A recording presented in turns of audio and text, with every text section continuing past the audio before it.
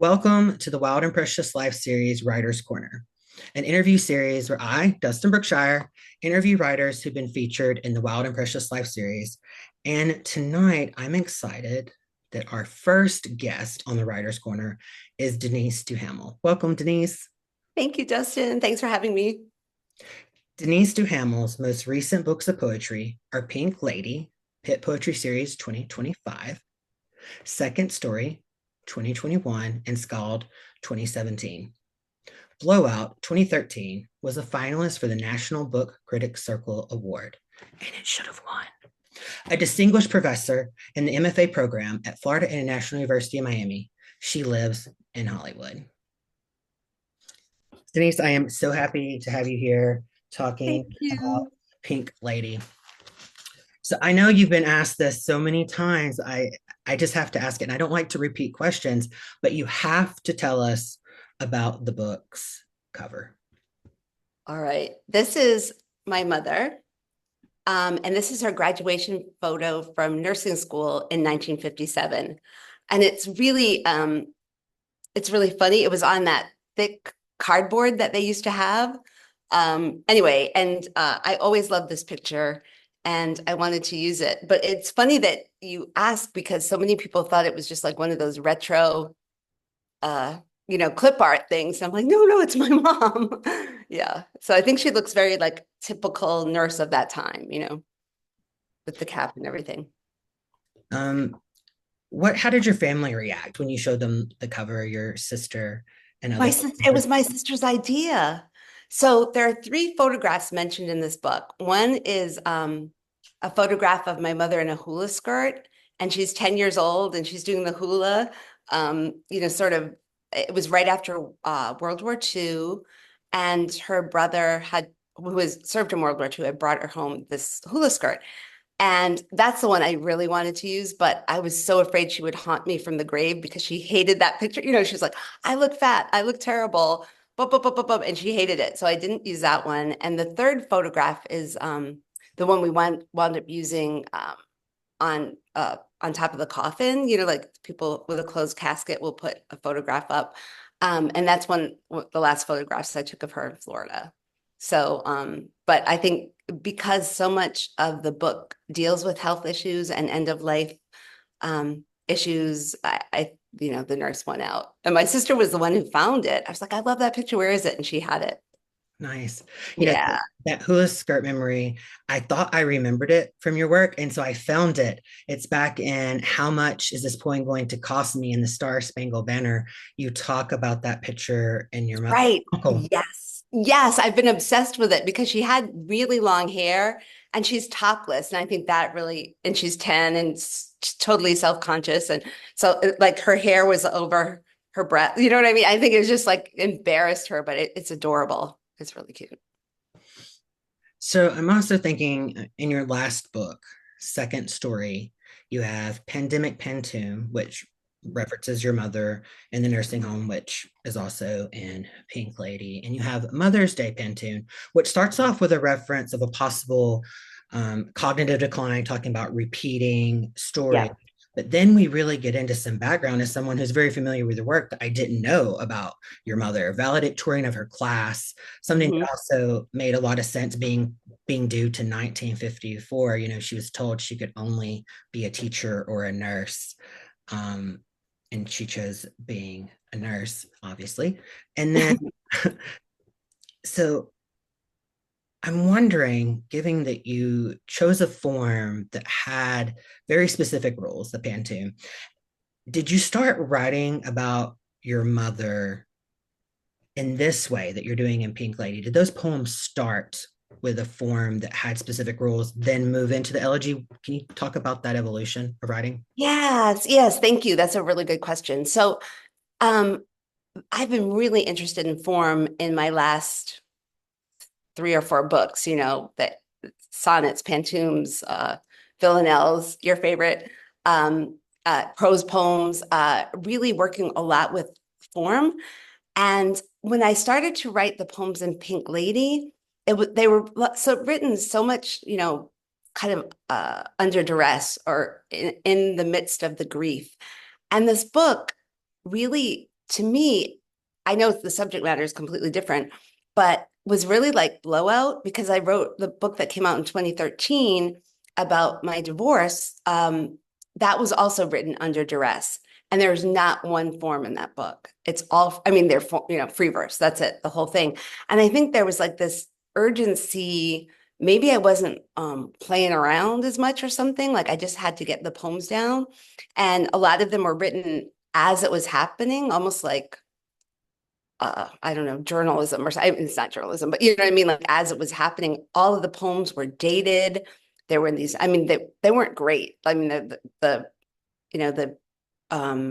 drafts were not wonderful, but I was able to like remember everything because I think sometimes when you go through these difficult uh situations like hospice, every day is just more like the next. And it's ups and downs. Like you can have 5 days in one in terms of people getting better, worse, take her off life. Oh, she needs this, she needs that. So I think that's why they're not in form. It's as easy as that. I just didn't, there was this they were kind of there. The poems were already there when I looked. I mean, they need a lot of work, but they had their own shape. So I'm thinking of in second story, I had that very long terza rima called Terza Irma. And that poem was made similarly from notebooks that I kept during the hurricane evacuation and rebuilding my apartment and all the difficulty of that. And somehow that was such a mess. I needed to put it in form. I don't know why, but it was just like, I'm gonna die. Oh my God. Like just terrible writing, a lot of it. And so the form really helped. But for some reason, these poems sort of came in free verse. Does that make sense? It does. And you've just made me think of a question because you're talking about writing these as you're going through it. So I think of Laundry Poem, which, has the Mhm. shape of Oh, this. that's true. I do have one formal poem. Yes. Did it come to you in the revision or did you actually sit down and write it that way? No, it came in the revision. It came in the revision because yeah, it came in the, I forgot that I did have one shape poem in there.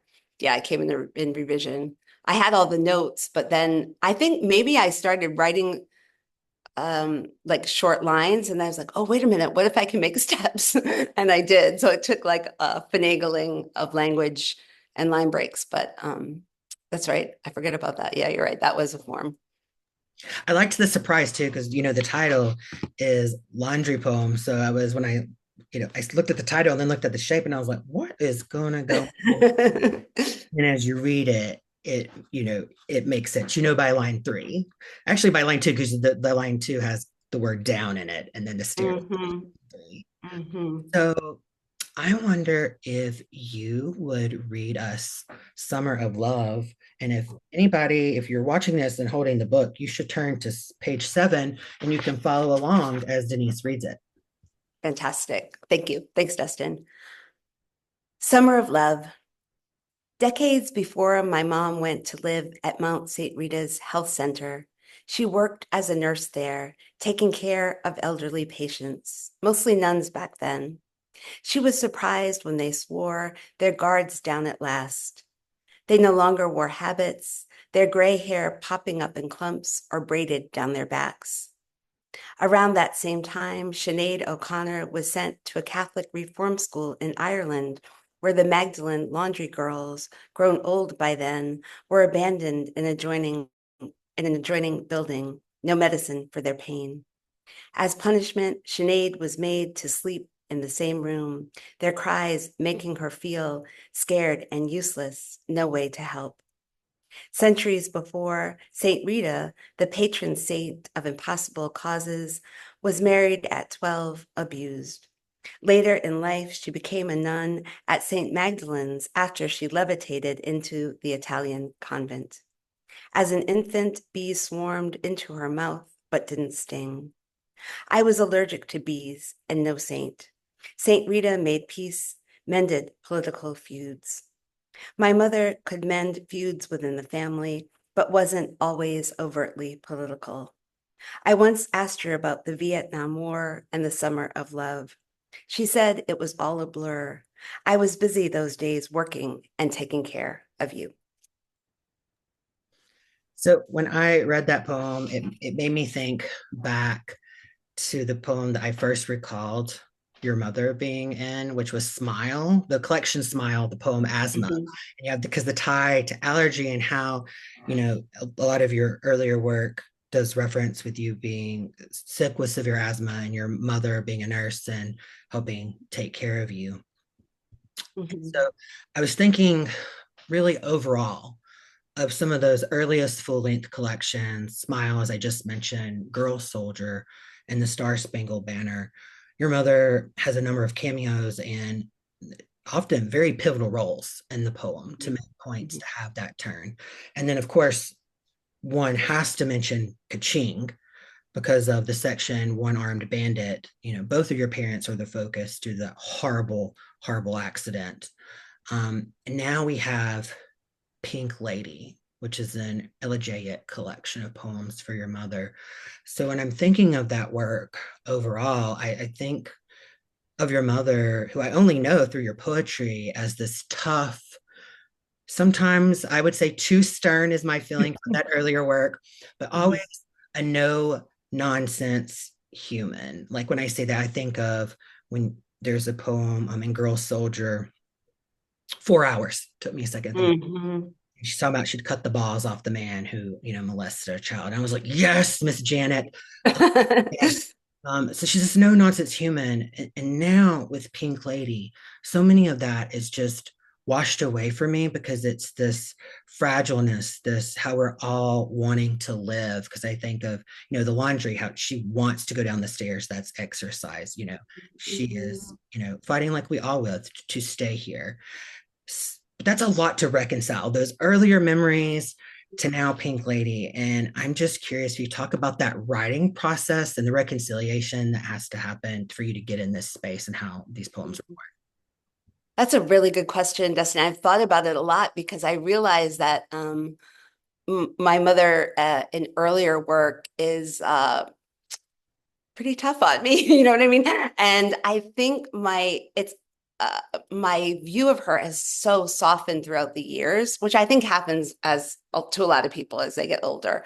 You're kind of like, well, I can see why she did this, but when I was like first writing in my late 20s, early 30s, I was like, man, that was so mean. It was just mean, I felt, and short-tempered and you know, I don't know, yelling. And now I'm like, oh my God, uh, I have such respect. I chose not to have children, partly because I knew I'd be the same way, or maybe probably worse. I mean, so this idea of like my mom taking care of all those people in the hospital, it was like my dad, I had a good dad, but he wasn't exactly like cooking dinner or mopping a floor, it was still very traditional gender roles. And I remember her telling me I was such a brat that at one point I was like, Mom, I was like in junior high and I was reading Gloria Steinem and everything. And I was like, you have to get dad. I was just like telling her how to live her life. And she said, I hate feminism. And I was like, what? You're like the biggest feminist. And she's like, no, feminism just means I have to do everything now. I have to work and I have to do all this bullshit and I have to raise kids. And I was like, oh my God. I think she would have had to do it anyway because we grew up in a working class family. So my dad was a baker. So she would have had to work anyway. But I think she almost romanticized the days of women staying home, even though I'm sure it was horrible. Um, like you didn't have a washing machine. It was like this thing that you had to like do through. I mean, it was probably so much work, but in her mind, it was like, okay, now great, I get to be a nurse, which is a very like pink collar job too, right? So taking care of people. Um, and then weirdly enough, I wound up also in like sort of a pink collar job teaching. It's primarily, or not primarily, but like a lot of women in it. So I don't know if that answers the question, except that I softened towards her. Um, as we would talk like towards the end of her life, like all the, sexual harassment she faced as a nurse and the doctors like grabbing her ass and, like stuff she never talked about when I was younger, but was probably eating away at her too. Like she was so smart, and she was probably smarter than the doctors. She was always like, they got the order wrong, I'll fix it, that kind of thing. Because of women of that time, couldn't, I mean, of that time in class, we're certainly not going to be doctors. Yeah, because you have a poem, you just when you said that made me think of it of when she switched to more of the administrative work in nursing, Mhm. I just think of her enjoying the power. power of the It's like, wait over there, sir. You're bleeding. Take that chair. Like she was really like having a little power was like finally. also made me think of one other thing. So, you saw your mother as a feminist and she didn't like the word. It made Mm-mm. Dolly Parton is the same way. If you listen to Dolly Oh, Parton's America, that podcast, they talk to her about that. And they're like, well, your actions are that, but she just doesn't like the word. Like, yeah, yeah, yeah. which I think is a good setup to ask you to read Butterfly Poem. Yes, my mom loved Dolly Parton, as do I, and I know you do too. Yeah, she loved some Dolly. Um, this is called Butterfly Poem. She has, oh, sorry. If you're watching, I failed to say, I'm sorry to Oh, interrupt, Denise, no page problem. 10 in the book, because I know I love looking along as the poets reading their work. Now back to you. I'm so sorry, Denise. No problem. Perfect. Butterfly Poem. She has an orange tip necklace, holly blue spoon rest, monarch clock, a throw rug crocheted with swallowtails. Each birthday and Christmas, she'd say, get me anything, as long as it has butterflies on it. Did she want a short, colorful life rather than the long drudgery of motherhood? Did she want to slide off her nurse's uniform and sprout painted lady wings? Now that she's in the nursing home, she is divesting herself of her Essex skipper slippers, her speckled wood vase. No more presents, she says, no more clutter. I tell her about Dolly Parton's butterfly tattoos. My mother is in too much pain for another needle, even one filled with pretty ink. She's in too much pain to fly to Florida ever again. But if she could, she'd make one more trip to Butterfly World. When I was reading this poem, I was like, oh, Dolly Parton. And then Dolly, sneaks up in there. I loved, because of course, Dolly fan. So I appreciated that. I just find this poem so beautiful. And the correlations you make with the life of a butterfly, comparing thoughts, that your mother may have had. It's just stunning. Um, Thank you. I mean, I wonder sometimes I'm like, is that me just projecting on her? Maybe she liked being a mother, but it could just, maybe she liked it, but I have this really weird memory of her saying, I had two choices. I could be a nurse or a teacher. And I chose nursing because I hated kids. I was like, whoa, mom. I'm like 5. But then she didn't really hate kids, like, because she wanted to have a family and everything. But then she got a sick kid with asthma, like the worst of both worlds. Instead of the best of both worlds, she got the worst of both worlds. So it was like, I don't know, it just like could be my own projection on her because I know she was like a fun mother and like create, she would like paint with us and, like if there was a bump in the road, she'd go really fast and like, hold on, like she had like this playfulness in her as well. So I don't know. It's hard to say. I think that's something you can't fake, that comes from love. Like I the think so too. things. I Yeah. think it's the difference of like, you know, I love my nieces and nephews that are biologically or not biologically mine, but if you told me, do I want to have a group, be in charge of a group of kids? I'd be like, oh, hell no. Like, No. that is, I could never teach because I could not be myself. I would not, Yeah, like, yeah, yeah, yeah. I couldn't handle a group of kids. I think it is that difference. Well, I've also made the choice not to have children because I don't think I could be a good enough parent. I feel that's yeah, yeah. I I, feel that too. so I'm thinking about pop culture. So we have Dolly Parton appearing in Butterfly Poem. Prince makes an appearance in a poem called Purple Rain, which when I saw that title, I was like, Prince better be in here. Um, we have Doris Day's A Bushel and a Peck, along with the classic You're My Sunshine that appear in While She Can Still Speak. We get mentions of Over the Rainbow and What a Wonderful World that appear and that's where you'll find me. And you've always been a queen of pop culture references, and there are other. There we talk about Netflix, we talk about TV shows. Mhm. There's a lot in here, but I was really struck with artists, musicians, songs, and that relationship to poetry that, and I hope I can say this because I rewrote this question 5 times. I don't mind saying it. And I still don't know if I have it right, but are we drawn to the memories because they have that moment of the pop culture, the song, the things that we're drawn to? What's that relationship you think with how we're drawn to these moments to write about them that have pop culture, and which way do they direct each other?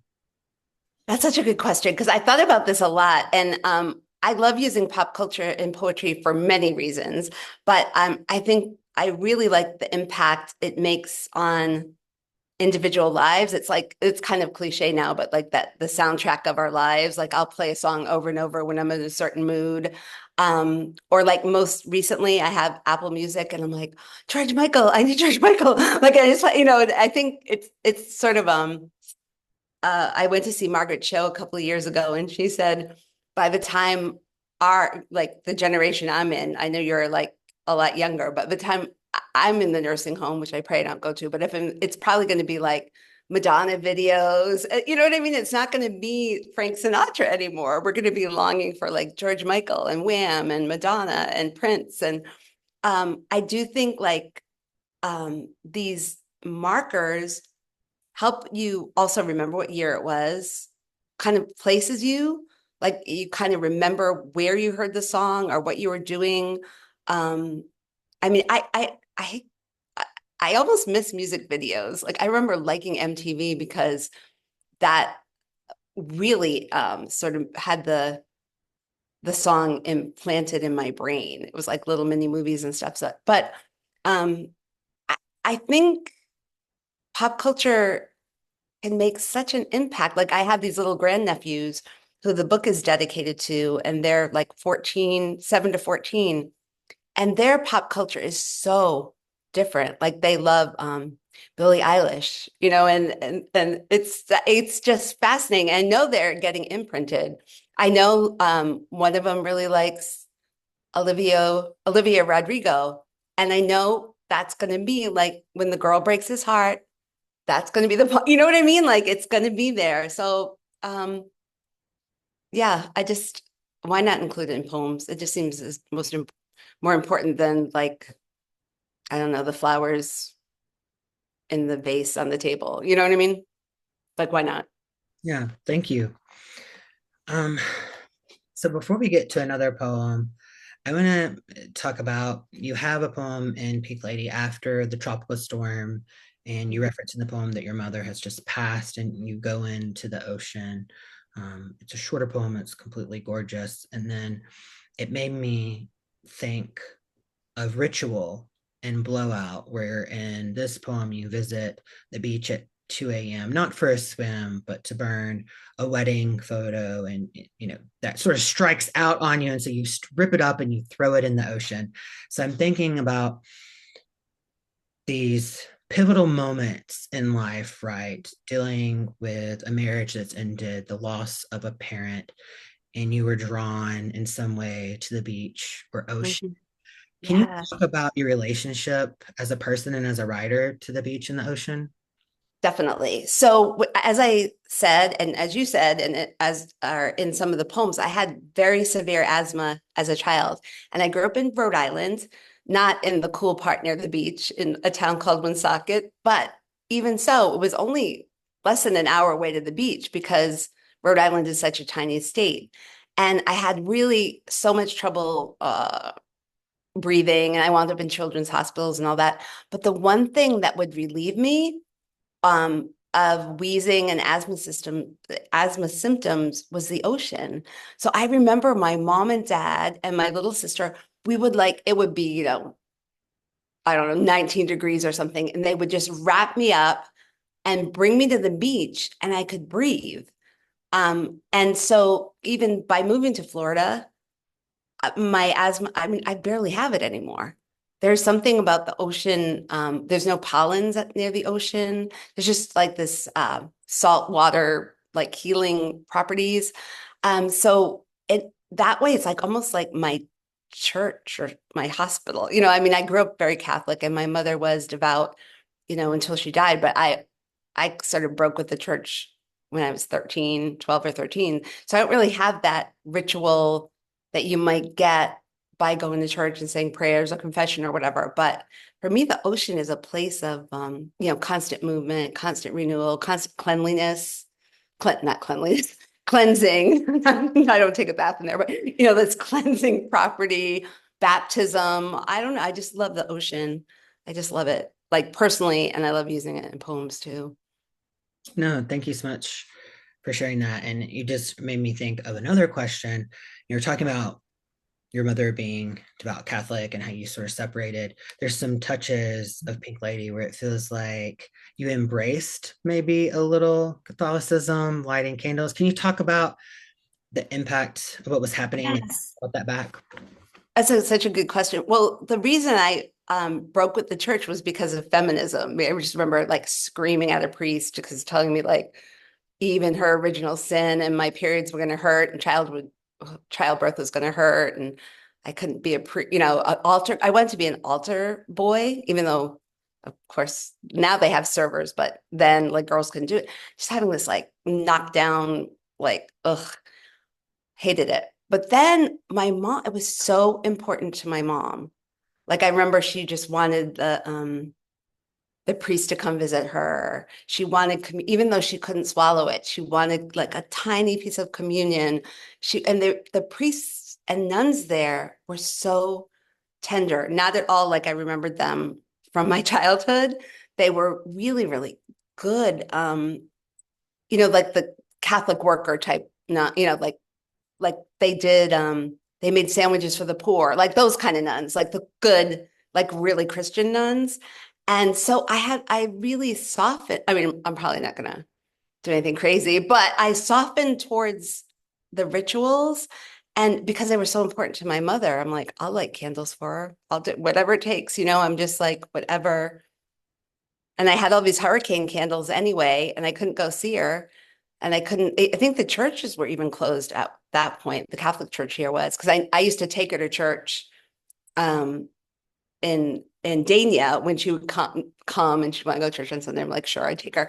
And I just started lighting. They weren't even religious. I think they were religious candles actually, but I didn't buy them that for that. I bought them for hurricanes, but then I wound up using them.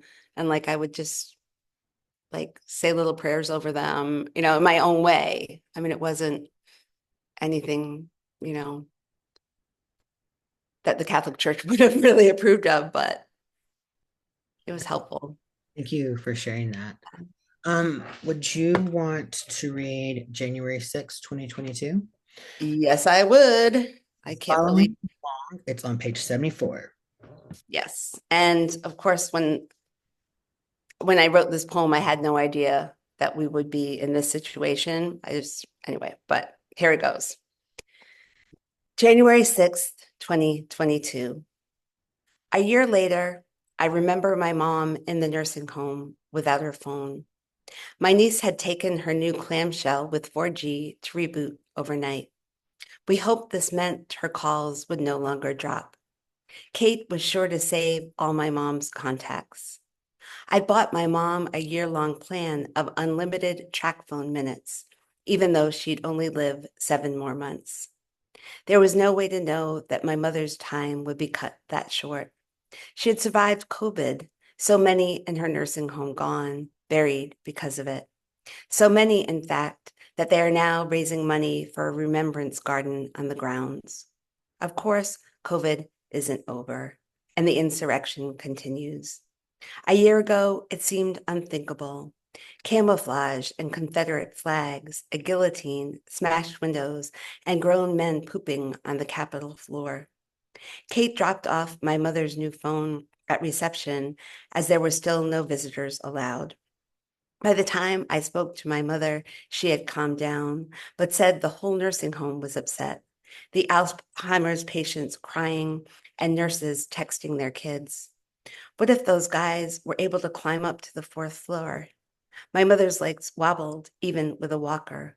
I know, Mom, I said. I know. She asked, what if I had no way to call you to say goodbye? I should have dialed the nurse's station January 6th. Should have insisted I needed to speak to my mother, no matter how busy the staff was. We used to joke about my mother's burner, the only phone she could dial with her arthritis, how she was untraceable, like the villains in The Wire or Breaking Bad. Today, I wonder about the contacts on each rotten senator's phone, each rotten representative in on the lie. I wonder what they tell their mothers a year later. That is, if their mothers are still alive. Oh, there's so much to unpack and discuss here. I mean, you've always been a political poet in the sense of, writing feminist, debunking mythology, misogyny. I can't say words. You know, is an act. You tackle racism in second story. So much of your work, and this book, while it is this elegiac tribute to your mother, is also a book of protest to how the pandemic was poorly handled without necessarily coming out and hitting us over the head with that. We're shown through all of these poems of the experience that your mother had, and you having to bear witness from afar and how challenging that was. um, I'm just also have a few questions, but first I'm just like, how do you react when people say that Denise Duhamel is a political poet? How do I react? I'm like, thank you. I always felt like I was a political poet. Um, one of my first, I loved reading Allen Ginsberg. I mean, I think I'm a softer, not softer, that's the wrong word, but I weave in the more Adrienne Rich, the political is personal, the personal is political. So I guess if you're a woman, I mean, it's just inherently your body is political, especially now. But I mean, even when I was growing up, I mean, um, sexual harassment, sexual assault, blah, blah, blah, blah, being called like, hey, baby on the street or whatever it was. And now being older and getting a whole new kind of discrimination. I mean, it's really kind of fascinating to me, but I do enjoy writing about political events intersecting with people's lives. And this one was I think that's, it was happening so fast in real time. I mean, it felt so slow, but the idea of like, oh, Mom, we're going to put you in nursing home. Oh, all right, if I have to, I'll come visit you all the time. Then COVID happens. And I remember talking to my mom, who I said was quite smart when it came to the medical field. And I said, well, they're going to try to flatten the curve. And she's like, how many cases? I'm like, I think 200. She goes, no, that means like probably 20,000. They're never going to do it. Like she just knew. And like before, I mean, she just knew. And I think that was so awful too. I mean, smart people. I mean, my mother wasn't even on the commission or working for anything, but she knew. And I remember going to the doctor, like just for a mole check or something. And I was going to go out to visit my boyfriend Bob in Ohio. And she's like, oh no, she said, you have asthma, you stay right here. And like that was before the CDC was like, no, stay home. I mean, so it was like people knew and they did not, and you know who did nothing except make it worse, you know? Yeah, I think, Oh God, and it's this awful. part is the unfortunate piece, is the situation we're in right now, which I feel needs to be documented. We're in this massive erasure phase of history that, Mhm. I hate to say his name, but I feel at this point, the way things are getting erased with their bad deeds, it's very important to attribute this to Trump, even though I hate Yeah. that name. No, I used his name in the book too. It's like, Yeah, it's just, I guess what I'm trying to say is, I think this book is now holding an even more important place, that works like these that are weaving in, like you said, the intersection of personal life and the political. mhm. I agree. I wish it wasn't the case, but I agree because I almost felt like, especially with this cover, and like when I get, like I gave this picture, it was almost like this picture is clearly the past, right? Like nurses don't dress like this anymore. It's like kind of the past. And I felt this book was going to be the past, and it's clearly not. I mean, it's like, Lord help us if we have another pandemic. I mean, I also just worry as we're seeing such erasure. I mean, the National Archivist being fired, that's, I think a lot of people haven't focused that on much as they should when you look at the yeah. responsibilities of the Electoral College and documentation. And I'm like, this is maybe the stuff, and I hate to say this, but I just, I have to say it. Like, I wouldn't be surprised if we witness burning of certain books again. Like, it scares me that I actually feel that that's closer to reality than it's not. But I think that books like these that are documenting in that intersection are the things that, if that lens, that view, that attack happens again, they're the last to get attacked because it's woven in a different way where it's not a straight, Oh, I didn't even think of that. Yeah. Hmm.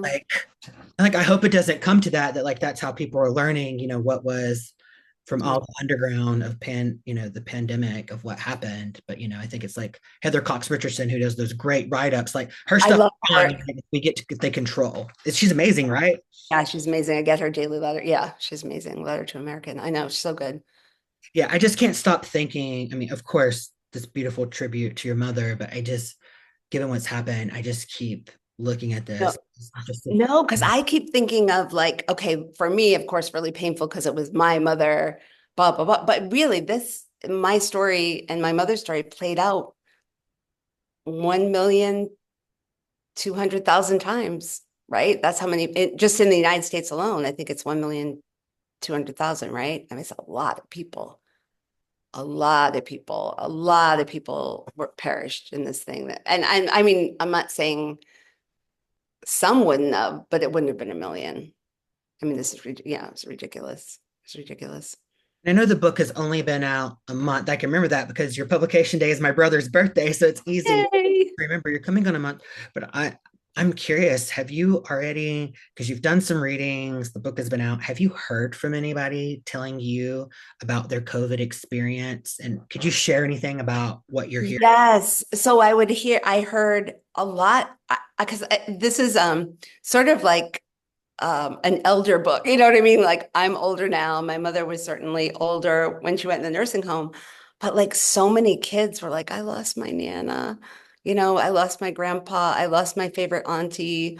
And then like these women would be like crying because they lost their husband and couldn't say goodbye. And I mean, the wounds are there. We were just told to shut up and go back to work. I mean, and pretend it didn't happen, but people are living with a lot of grief, a lot. And like some younger, one person told me that her cousin died and he was only like 20.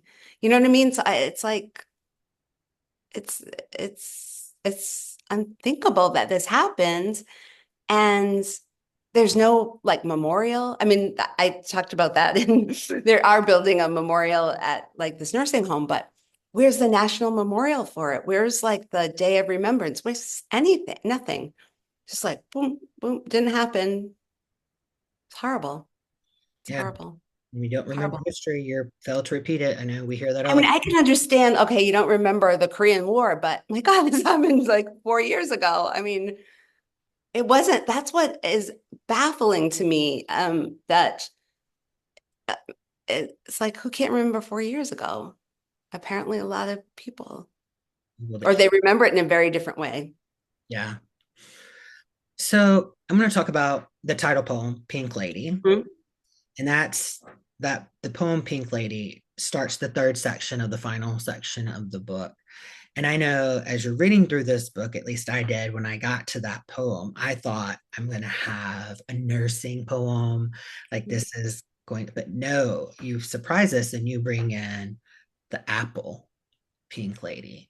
And Yeah, this poem, at the end breaks my heart because it has this beautiful but painful comparison of apples and how apples bruise, how your mother bruised so easily. And then the poem ends on, how we learn to live without. And that reference has double meaning in the poem because you're talking about you gave up apples because we were all in that fear of when we didn't know things about COVID, about Yeah. much, but then also that's personal choice to move on from that. But then the things that we have no control over, like death, and now your mother is not here. And so I'm just wondering, how has this collection overall helped you with the grief process, and whatever you could share I on. actually think it did. I mean, I always tell my students, probably probably you included, that poetry isn't therapy, right? It's like I'm not a therapist. I don't know, I'm not even a social worker. I don't, however, I think that's just my own like creating boundaries with people. However, I do think that writing is very therapeutic. And it was a way for me to, it was so chaotic, so overwhelming, so terrifying. And it was a way to make art out of those terrifying feelings and a way to document it. I don't know. I feel like a lot of that is if I'm really thinking an obsessive thought over and over, if I write it down, even if it's not a poem, I just have to write it down, like, remember to buy this. I'll be walking around, oh, you're going to forget. And I'll write it down. And then it's like there and I can look at it. You know what I mean? When it's in my head, it's going round and round and round. But if I have it written down, it gives me some relief and I can sort of not stop thinking about it, but maybe not thinking about it as obsessively or as in panic mode all the time. And is this a poem? I know sometimes every writer is different. Sometimes people write the poem knowing they have their title first. They write the poem and then the title comes. How did that happen with this one? With Pink Lady, I didn't have the title first. Actually, that's how I got the title. I mean, I had the Pink Lady volunteers, which are like candy stripers, but older, and they're just called Pink Ladies, and they come in and help, and just volunteering in the nursing home or wherever, in hospitals. And I didn't think of that as a title. In fact, I was going to call it Summer of Love or even Another Summer of Love, and everyone's like, no, it's too abstract, it's too abstract. Like, I don't know what you're talking about, it's like love of a mother. And she's like, nope, nope, nope. And no one liked it really, except for me. And then I wrote this poem and I was like, wait a minute. I think this might be the title poem. And then I remembered, and there's not only the Pink Lady volunteers, but there's like a pink bracelet, pink cheeks, pink. There's a lot of pink in this poem. Not in this, no, that's wrong. There's a lot of pink in this book, which is my favorite color. I love it. Thank you for sharing that. Yeah. So before we wrap up this interview, I want to give you a chance to tell us what's going on right now, what's next, whatever you want to share, that let's hear it. Well, what's next really is this book that I wrote with Julie Marie Wade. It's a series of ghazals, 20 ghazals. It's called The Latest. And we wrote them also during the pandemic. So oddly enough, I did write a lot in the pandemic. I mean, I really did. I guess there was a way, again, a way to process. So this has been really fun. So this is a collaborative chapbook with Julie. That's just, I don't even think it has a pub date yet, but it should be available really, really soon. And then this is In which is a little chapbook that came out with Rattle. And this book is maybe the opposite of Pink Lady in that it's all escapism, like poem in which I never got married. I mean, poem in which I married young, poem in which I never stopped drinking, those kind of poems, like sort of envisioning a whole other life. And I think I started writing them in the middle of Pink Lady when I was just kind of having I can't do this anymore. So they were kind of a good outlet for me. And a little birdie told me that the latest should be out from Small Harbor Publishing in March. So All right. on social media, follow the Small Harbor Press Publishing social Yes. media, get updates on it. And they also did the Maureen Seaton tribute, right? Which is beautiful too. Thank If you for you mentioning that. did. You wrote it. Yeah, so beautiful. So Wonderful. beautiful. Yeah, they do a really good job. Really pretty books. And I guess the only other question before we officially close it out is, I mean, you have quite a history here with a lot of books. Is there a new and selected anytime soon in the future, or have you thought about it? I have thought about it. One of the things I'm thinking about doing, a small press contacted me and said they would be interested in publishing, well, not the latest or in which, because it's so new, but publishing my earlier chapbooks. Like, remember when you bought Heaven and Heck and it was so hard to find? So maybe a collection of that. Oh, that's exciting. Hmm.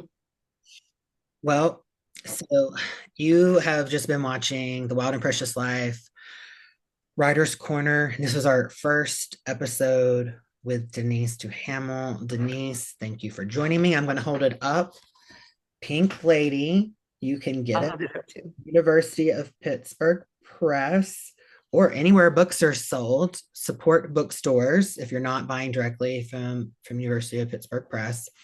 And I'm going to ask that Denise close us out with a poem, and that will be our farewell to everyone watching. So if you have the book, you can flip to page 66 because Denise is going to close us out with what we learned after she died. And again, thank you for being here, Denise. Oh, thank you so much. This is really fun, Dustin. Thank you. What we learned after she died. My mother used a page torn from People, a picture of Idris Elba, sexiest man alive, as a bookmark. When a neighbor boy died at only 17, my mother was working in the ER. She drove his little sister, my friend, back to our house to play so she wouldn't have to see her parents' grief. My mother went to her prom with Al, her best friend's brother, a gay man who now lives in San Francisco. She helped my cool older cousin through a rough patch in her marriage. I felt I was more her daughter than her niece. We both always spoke our minds. Someone named Paula knew her, another person named Lorraine. Both women sent cards. Gloria says she was inscrutable. I never knew what she was thinking. Ellen says she sure was sarcastic, but such a good nurse. My mother donated to causes, Doctors Without Borders, Wounded Warriors, and MAD, since my sister was hit by a drunk driver her senior year. She donated even after I'd researched each charity and told her their dismal ratings. My sister and I remembered playing with the neighborhood girl, jump rope. It was summer. Remember my mother saying, only talk about her brother if she brings it up first.